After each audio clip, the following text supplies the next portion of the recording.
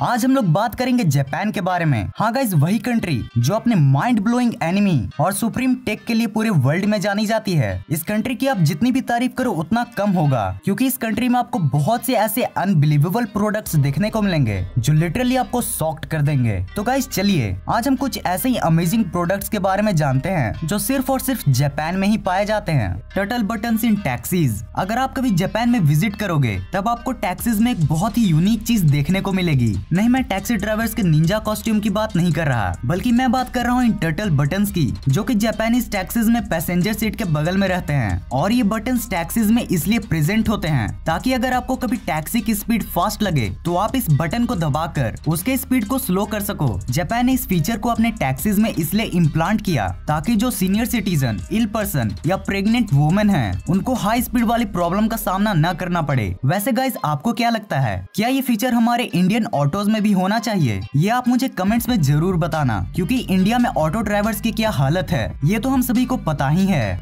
Iron man type exoskeleton. Guys, अगर आप Marvel के ट्रू फैन हो तो आप आयरन मैन कौन है ये तो जरूर जानते ही होंगे, या फिर मैंने उल्टा बोल दिया, आप शायद मार्वल को जानते ही होंगे सिर्फ आयरन मैन के लिए। वेल गाइस, जो भी हो, बट टोनी स्टार्क खुद ही एक ब्रांड और ब्रिलियंट सुपर हीरो है और उनके इसी ब्रिलियंसी को 4 चांद लगाता है उनके द्वारा बनाए गए उनके ये अमेजिंग सूट्स, जिसमें न जाने कितने ही अमेजिंग पावर्स छुपे हैं। लेकिन गाइस, क्या आपने कभी इस सूट को रियल लाइफ में इमेजिन किया है? शायद ही किया हो, पर इस वीडियो को देखने के बाद आप इसके इनिशियल फेजेस को जरूर इमेजिन कर पाओगे। आप ये देखो, ये वर्ल्ड का first cyber type HAL exoskeleton है, जिसको जापान की एक कंपनी साइबरडाइन ने बनाया है। इसमें HAL का मतलब है हाइब्रिड असिस्टिव लिम्ब। इस एक्सोस्केलेटन सूट की सबसे खास बात तो ये है कि इसे कोई भी पहनकर अपने पावर्स को 2 से 10 गुना तक बढ़ा सकता है। ये उन लोगों के लिए और ज्यादा काम का है जिनको बोन, स्पाइनल कॉर्ड या जॉइंट से रिलेटेड प्रॉब्लम्स को फेस करना पड़ता है। ये बेसिकली 5 प्रिंसिपल्स पर वर्क करता है। पहला है थिंक, दूसरा सेंड, तीसरा रीड, चौथा मूव और पंचमा और आखिरी फीडबैक। सिंपली बोलो तो ये एक्सोस्केलेटन आपके माइंड के इलेक्ट्रिकल सिग्नल को रीड करके उसके हिसाब से आपके काम को करता है। जैसे जब आप सोचोगे कि अब मुझे ये वेट को उठाना है तो ये एक्सोस्केलेटन उस हिसाब से आपके आर्म्स को अपवर्ड डायरेक्शन में मूव करेगा, जिससे आप उस वेट को आसानी से उठा पाओगे। काफी इंटरेस्टिंग है ना? Ice cream that doesn't melt. Recently biotherapy development research centre, जो कि जापान में प्रेजेंट है, उन्होंने एक ऐसा नया इंग्रेडिएंट को डिस्कवर किया जिससे normal ice cream non melting ice cream में कन्वर्ट हो सकता है। सोचने में ही मुंह में से पानी आ रहा है। ठंडी ठंडी ना पिघलने वाली।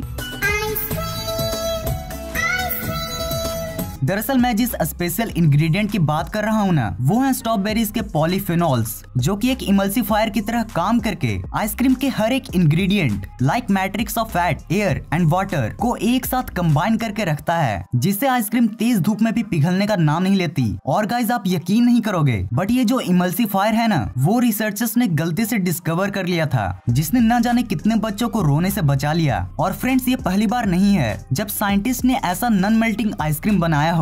2015 में भी कई साइंटिस्ट ने मिलकर नॉन मेल्टिंग आइसक्रीम्स को बनाया था, जिसमें इमल्सिफायर का काम एक प्रोटीन करता था, जो कि एक स्पेशल जापानी सोयाबीन नेटो में प्रेजेंट होता है। हाँ, बस अंतर इतना है कि 2015 वाला वो non melting ice cream recently discovered non melting ice cream से जल्दी पिघल जाता था। Human mask store. अच्छा, आप जस्ट इमेजिन करो कि आपका क्या रिएक्शन होगा अगर आपके ही सामने आपके शक्ल का कोई आदमी आकर बैठ जाए। वेल, अगर जापानीज टेक्नोलॉजी के हिसाब से देखा जाए तो गाइस, ये इमेजिनरी चीज भी आज हाइपोथेटिकल वर्ल्ड से रियलिटी तक की जर्नी को कंप्लीट कर चुकी है। मैं ऐसा इसलिए बोल रहा हूँ क्योंकि जापान की एक मास्क शॉप कामेनिया ओमोटो ने अपनी लेटेस्ट टेक्नोलॉजी के हेल्प के थ्रू कुछ ऐसा ही कर दिखला दिया है। इस कंपनी के द्वारा बनाया गया मास्क एक्चुअल फेस साइज से 105% की फेस साइज में होती है, यानी कि रियल फेस से सिर्फ 5% का डिफरेंस। और हाँ गाइस, इसमें आप अपने फेस आइडेंटिटी की इंफॉर्मेशन देकर 40,000 येन यानी कि तकरीबन 27,600 तक के भी अर्निंग कर सकते हो। पर भाई लोग संभल कर, क्योंकि उसी फेस आइडेंटिटी का यूज करके वो कंपनी आपके फेस का मास्क बनाएगी और मार्केट में सेल भी करेगी। और अगर गलती से भी वो मास्क किसी लुच्चे लफंगे के हाथ में लग गया तो फिर समझ रहे हो ना? आई फैंस एंड हीटर्स। गाइस, आप जस्ट इमेजिन करो कि क्या एक ऐसी कंट्री जो कुछ इतने छोटे छोटे कामों के लिए भी प्रोडक्ट्स बना सकती है, वो कंट्री आपके आईज को प्रोटेक्ट करने के लिए क्या क्या कर सकती है। क्या क्या नहीं बल्कि कुछ भी कर सकती है, जैसे कि टेंसाई बोकाबन हॉन्सन ब्ला ब्ला ब्ला पावर्ड आई वार्मर्स। यार इतना हार्ड नाम कौन रखता है? अभी मेरे को लग रहा था जैसे मंत्र फूक रहा हूँ। टेंसाई बोकाबन हॉन्सन ब्ला ब्ला ब्ला स्वाहा। हाँ तो ये एक ऐसा जापानीज आई गैजेट है जो आपके आईज को गर्म रखने में मदद करता है और जिसे पहनकर आप कुछ कुछ एनिमी कैरेक्टर जैसे दिख सकते हो। और गाइज अगर इसे देखकर आपको शौक नहीं लगा तो आपको इस प्रोडक्ट को भी जरूर देखना चाहिए, जिसमें साइड्स की तरफ छोटे छोटे फैंस फिट हैं जो कि आपकी आंखों को कूल रखते हैं। और ये सबसे ज्यादा यूज में तब आता है जब आप अनियन को कट कर रहे हो, क्योंकि ये glasses tear causing onion gases को आपकी आंखों में घुसने से भी रोकते हैं। Backpack bike. अच्छा आप जरा इस जापानीज गर्ल को देखो जो कि पैदल चल चल कर थक गई है और आगे ये पैदल नहीं चलना चाहती। अब आप अपने कॉमन सेंस का यूज करके ये बताइए कि अब ये क्या करेगी। मोस्ट ऑब्वियस बात है, ये टैक्सी का यूज कर लेगी। बट गाइज आपको ये नहीं भूलना चाहिए कि ये लड़की कहीं और की नहीं बल्कि जापान की है और जापान में कुछ ऐसा भी हो सकता है। यस गाइज, जापान में कुछ इस तरह के पोर्टेबल इलेक्ट्रिकल डिवाइसेस भी मिलते हैं जो आपके ड्राइविंग एक्सपीरियंस को बहुत हद तक सॉफ्ट कर देगा। देखने में ये टॉयज जैसे व्हीकल्स भले ही आपको बहुत वीक लगे, बट गाइज ये बहुत ही इजीली आपके साइकिल जैसे टू व्हीलर्स को रिप्लेस कर सकता है। गाइज आप खुद सोचो आप क्या चुनना पसंद करोगे, एक हैवी बाइसिकल जिसमें आपको पैडल मारना पड़ता हो, या फिर एक ऐसी पोर्टेबल इलेक्ट्रिकल बाइक जिसका वेट अराउंड 5 kg है और जिसमें आपको पैडल मारने की जरूरत भी नहीं है। एक्स्ट्रा बोनस गाइज कुछ चीजें और हैं जिनके बारे में मैं आपको ब्रीफली में बताना चाहूंगा, जिससे आपको शॉर्ट टाइम में जापान के बारे में ज्यादा से ज्यादा नॉलेज गेन करने का मौका मिलेगा। नंबर 1, टोक्यो में एक ऐसा रिसेप्शन डेस्क है जिसमें आपको सर्विस देने के लिए रोबोट डायनासोर्स प्रेजेंट होते हैं। नंबर 2, जापान में बहुत जगहों पर आपको कुछ इस तरह का एनिमेट्रॉनिक्स देखने को मिल सकता है जो कि एक तरह से रोबोट ही होते हैं, बट बहुत ही ज्यादा रियलिस्टिक।